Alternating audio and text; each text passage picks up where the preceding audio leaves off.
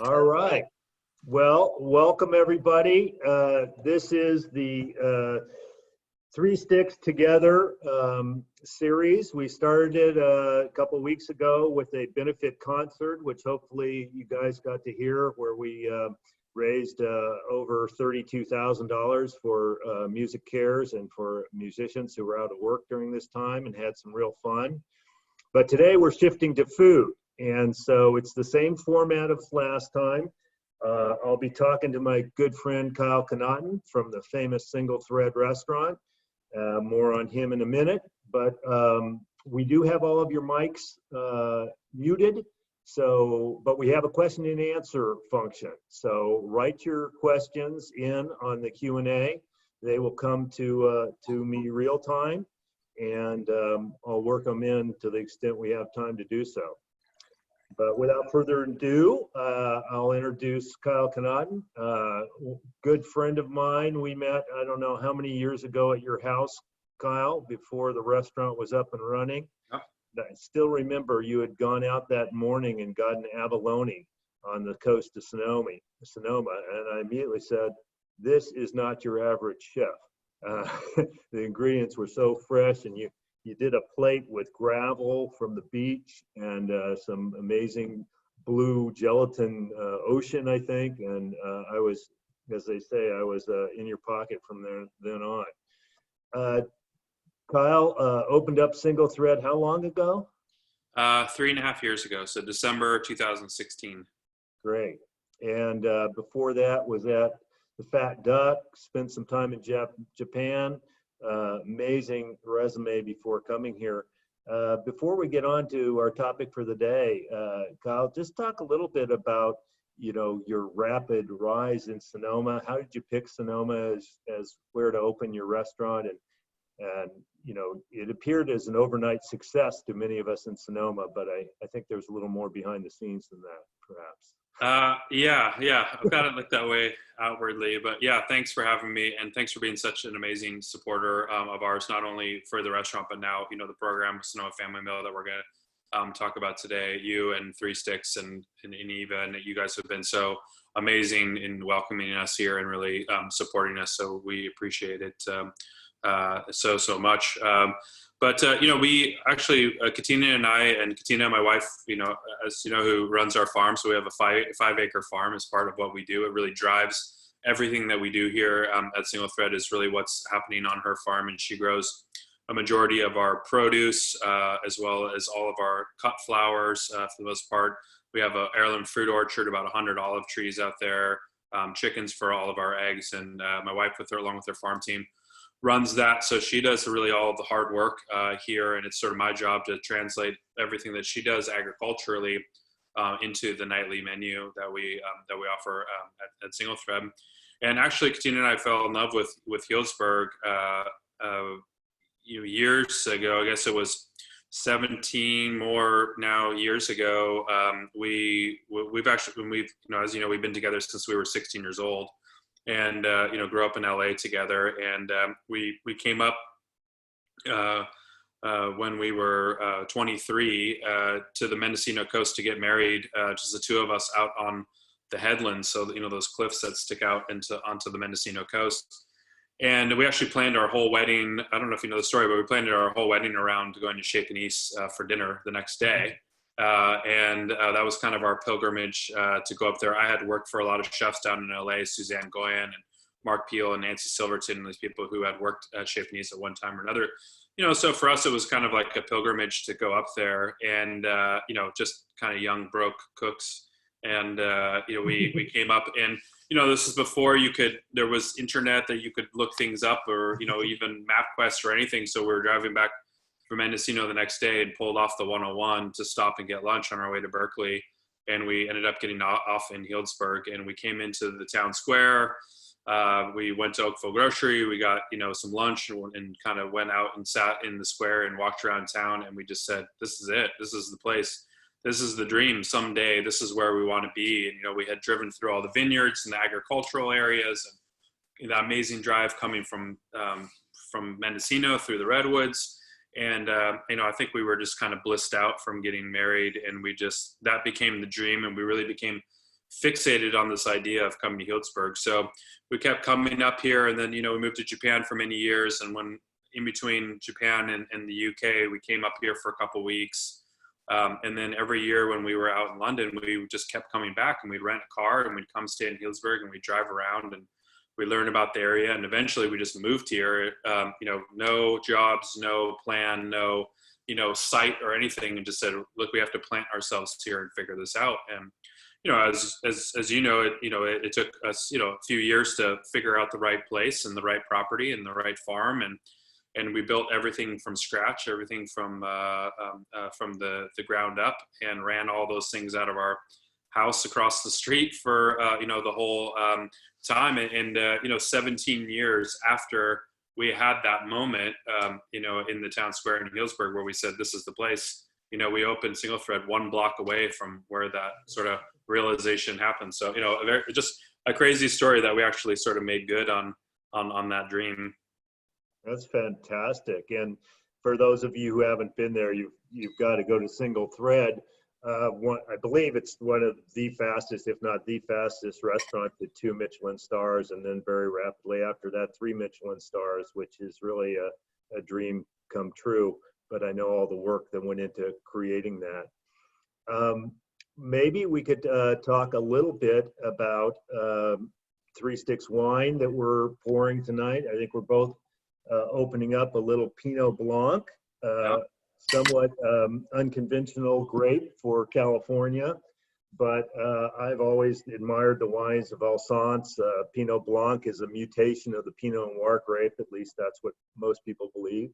And it's grown, very prominently in both France and Germany, but not that often here in California. We have two Alsace clones that we had cleaned up by UC Davis, and we planted at Durrell, our home ranch, the first vineyard I bought, my first foray into the wine business. And I think the cool climate of Durrell is really perfect for the Pinot Blanc. And we treat it seriously. We barrel ferment, mostly in neutral oak, but about 10% new oak, and a little acacia barrel as well, just for a little flavoring.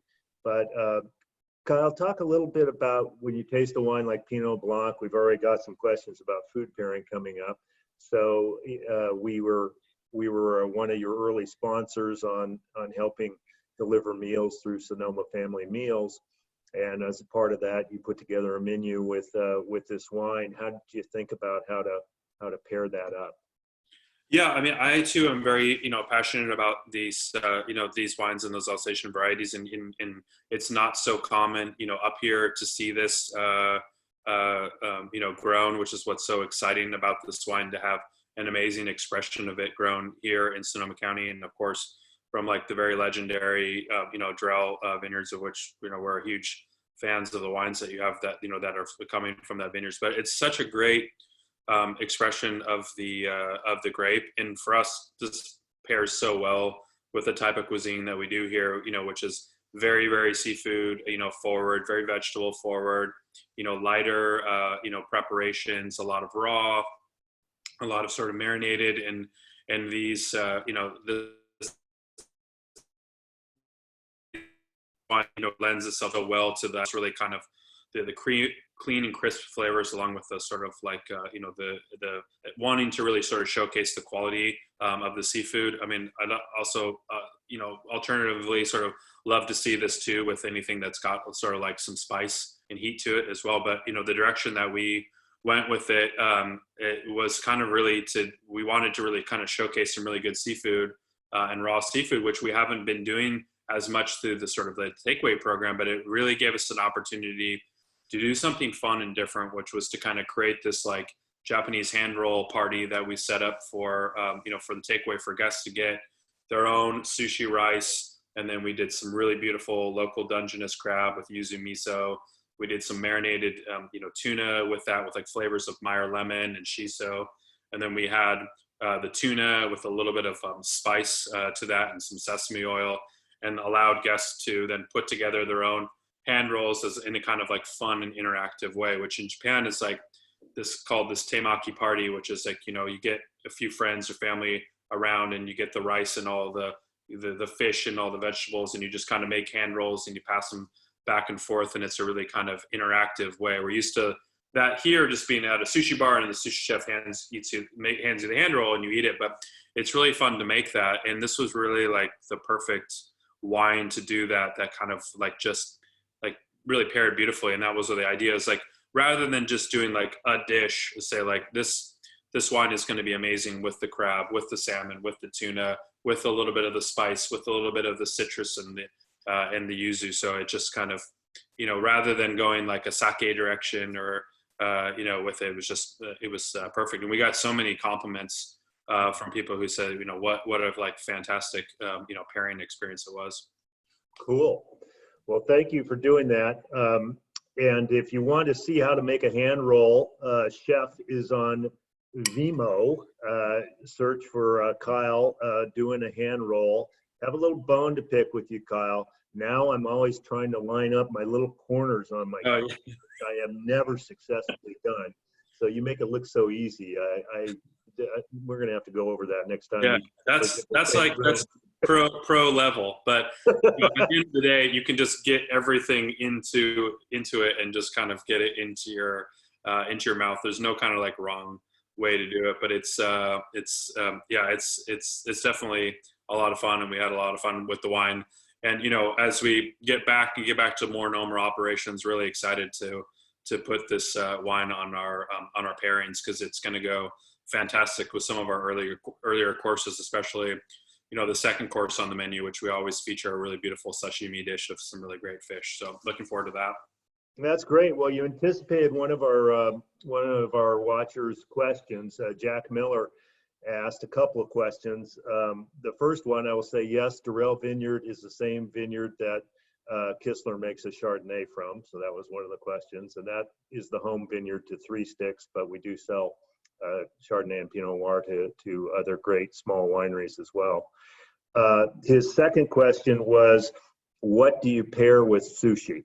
What wines do you pair with sushi? And you sort of answered part of that question with your Pinot Blanc, but maybe you want to expand on that. I mean, sake obviously is traditional.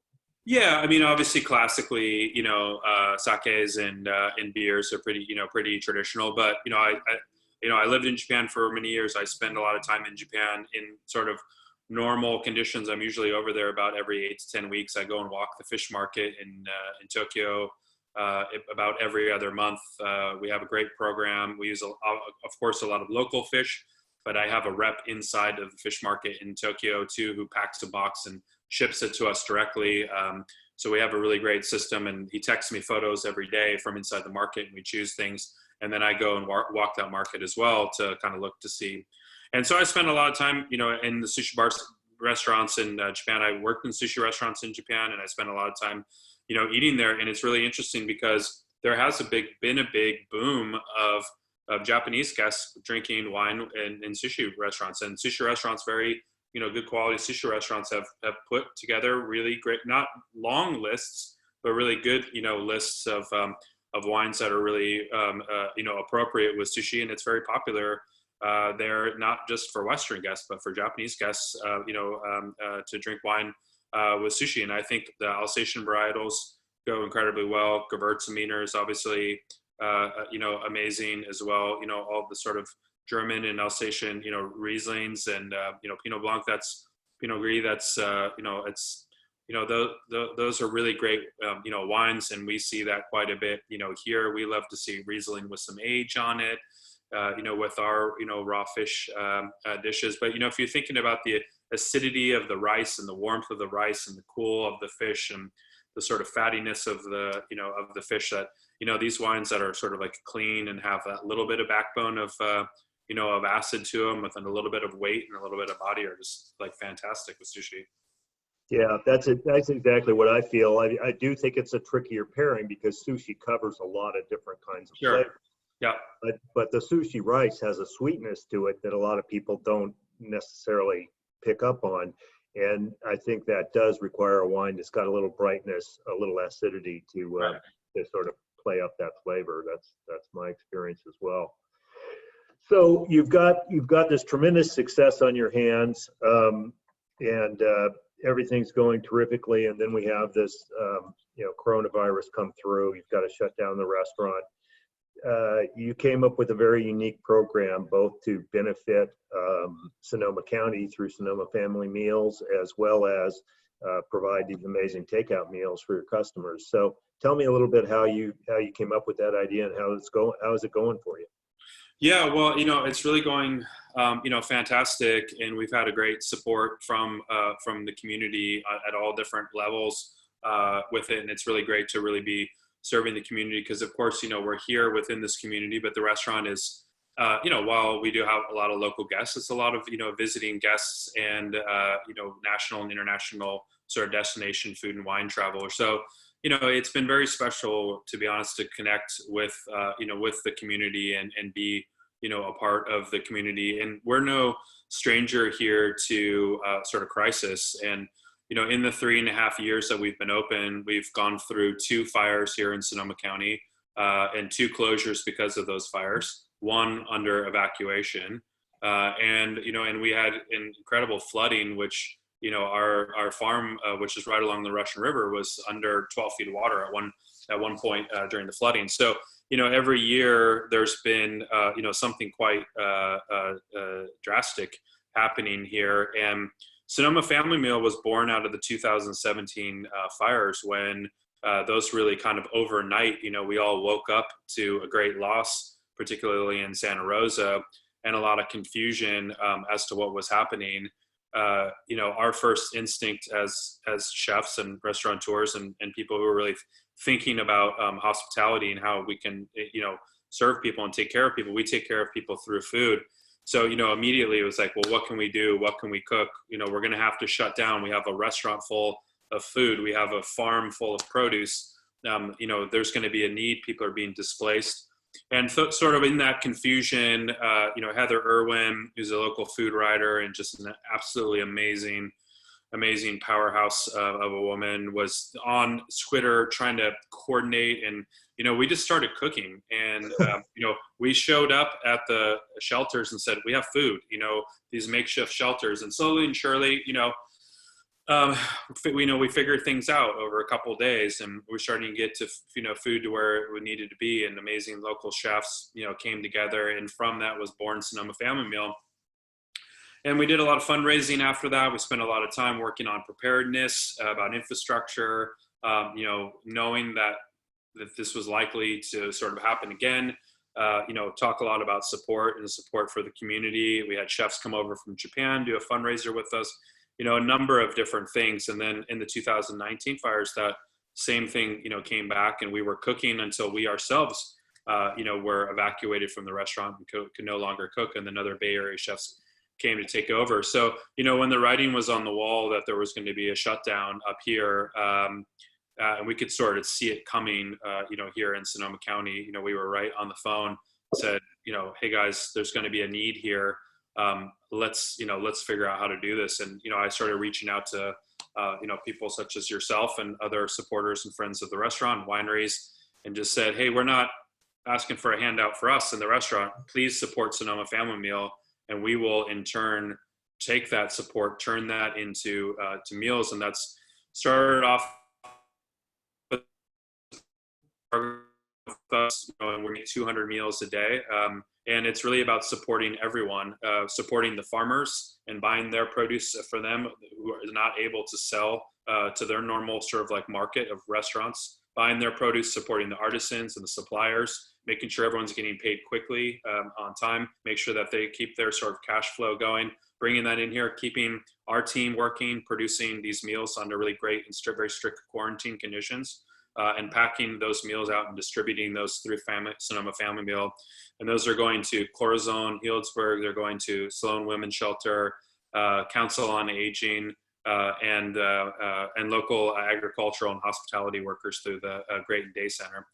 So, we just kind of started off doing this, got some really great support behind us, and that sort of inspired others, and like yourself, made such a generous donation to Sonoma Family Meal, and because of that, we've been able to bring 17 restaurants here in Sonoma County in total on and all together collectively, we're producing 10,000 meals a week.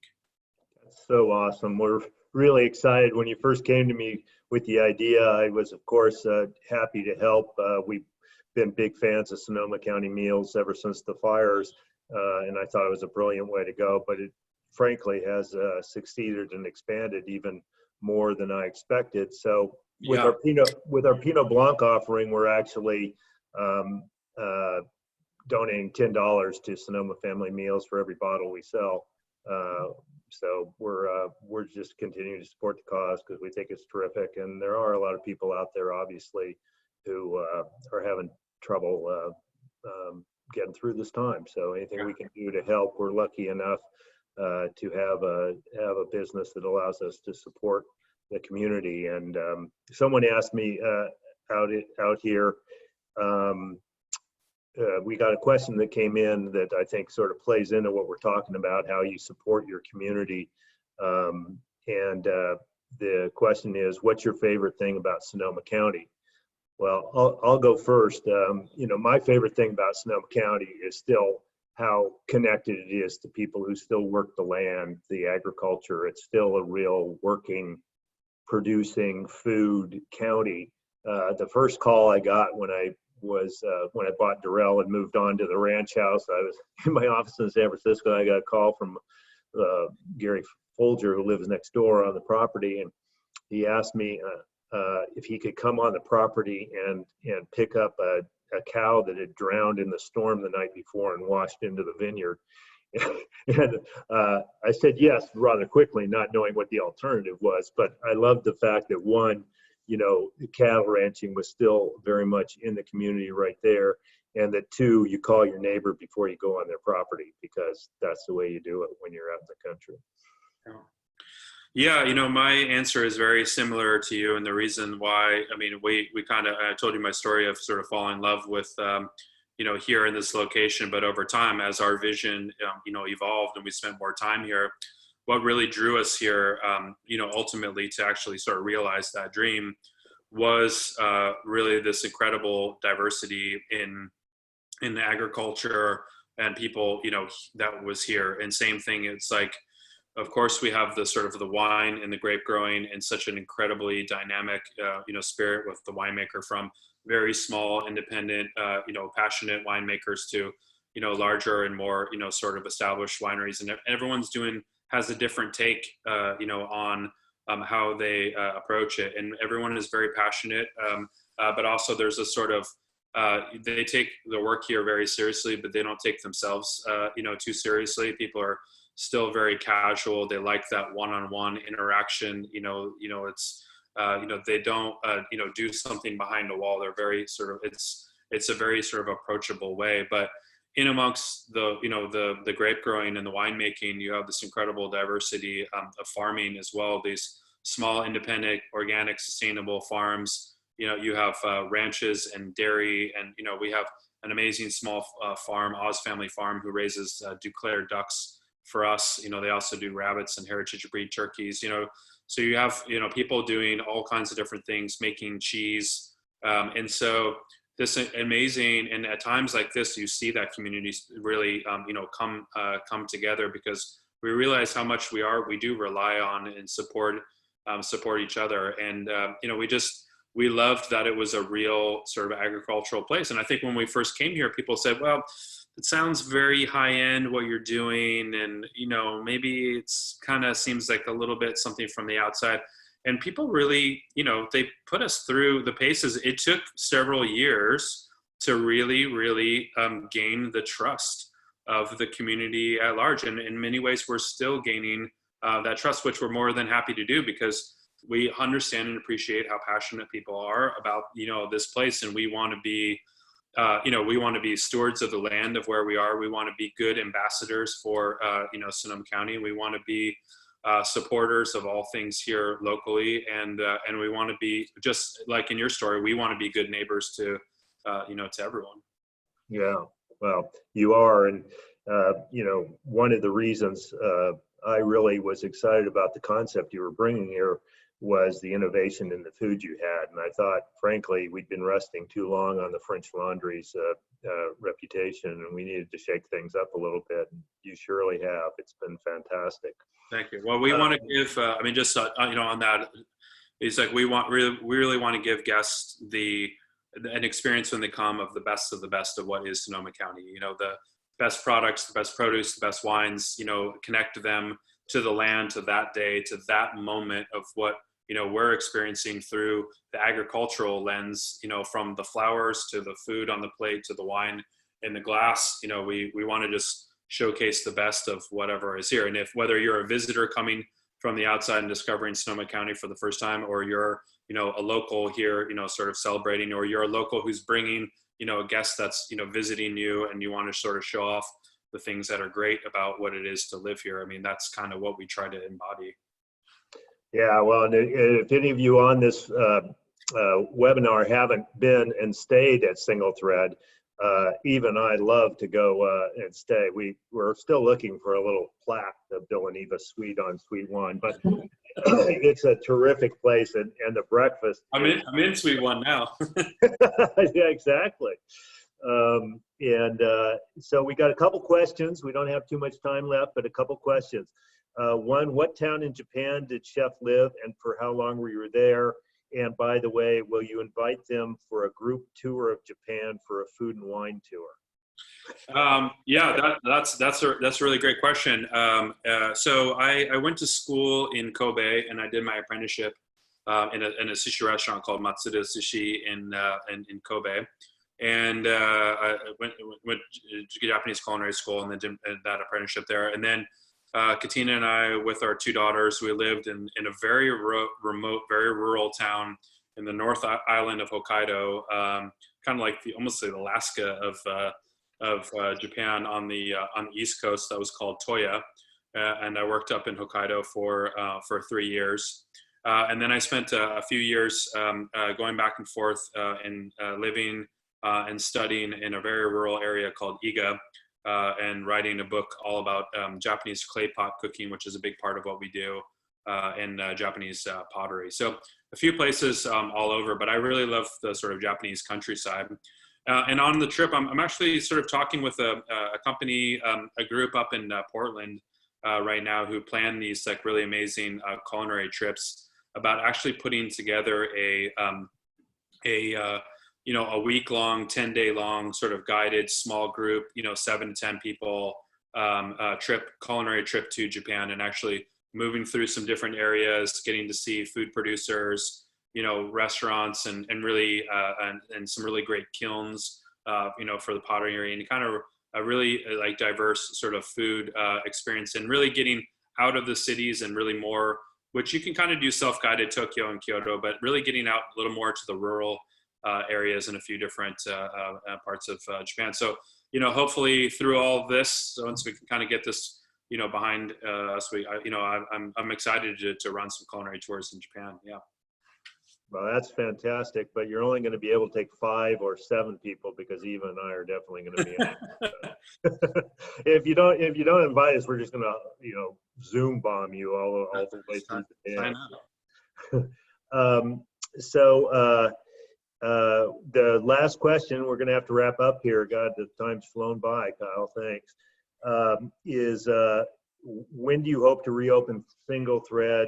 And if it's before a vaccine has been released, what will that experience look like? Yeah, that's a great question. I mean, I think that no restaurant can really hold out until a vaccine is going to be there. I mean, that's just an unknown thing out in the future, and and I think we're all seeing what the best guess estimates of that are. So we all have to think about how we're going to operate in a way that is this is safe and comfortable both for our guests and for our staffs. And we're spending a lot of time here really considering that. I mean, we are lucky in the sense that we have a dining room where the tables are very far spaced apart. So the social distancing aspect is not a problem for us. We still are going to remove 3 key tables from that will really give every single guest in their maximum space. we're looking at, some ways to have a little bit more flexibility, probably offering another menu option, at least to begin with. That'll be a shorter menu option that, maybe is a little bit less time for someone who's, doesn't want to spend a full 3 hours in a dining experience. And, we're going through very carefully all of the safety protocols. I mean, we have at the, the way that we're operating, very, very strict and stringent, health and safety protocols. And, we're continuing to build on those, following the guidance, and then, making sure that we take that guidance and that we take it, whatever it is, to the highest standard of what it can be.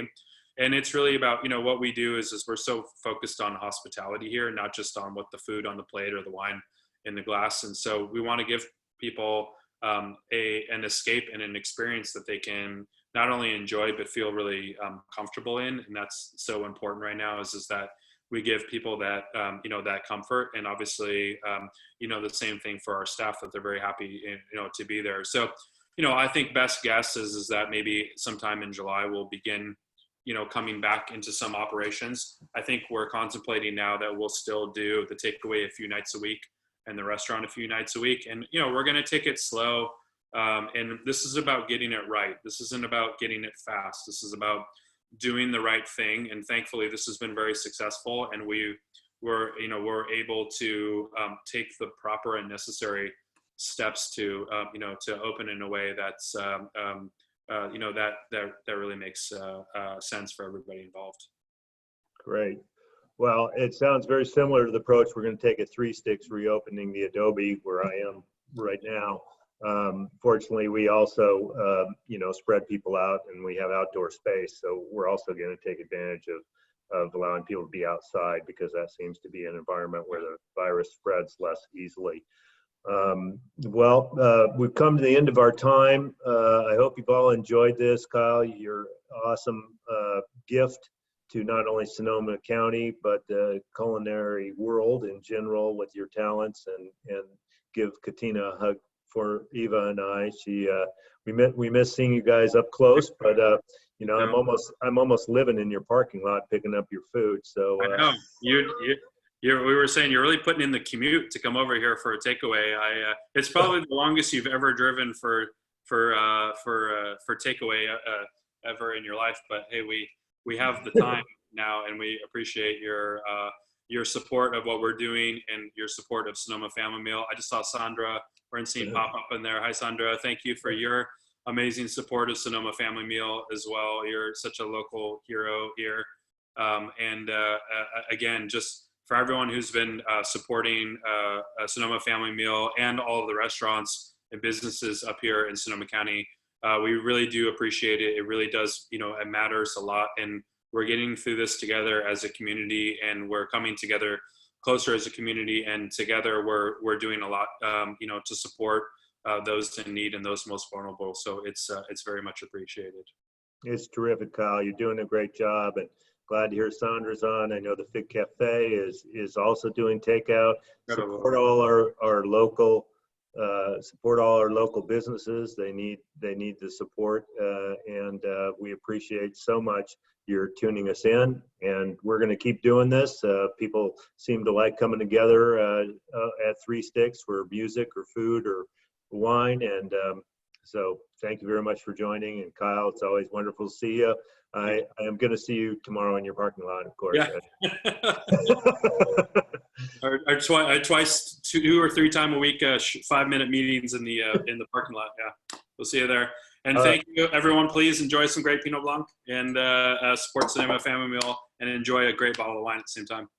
Yeah, absolutely. And you can go on Sonoma Family Meal website to make a donation. They really are making a difference in the community every day. So thank you all. Thanks so much. Miss you. Love you. Right. See ya. Love you, Eva. Talk soon. Bye. Bye-bye.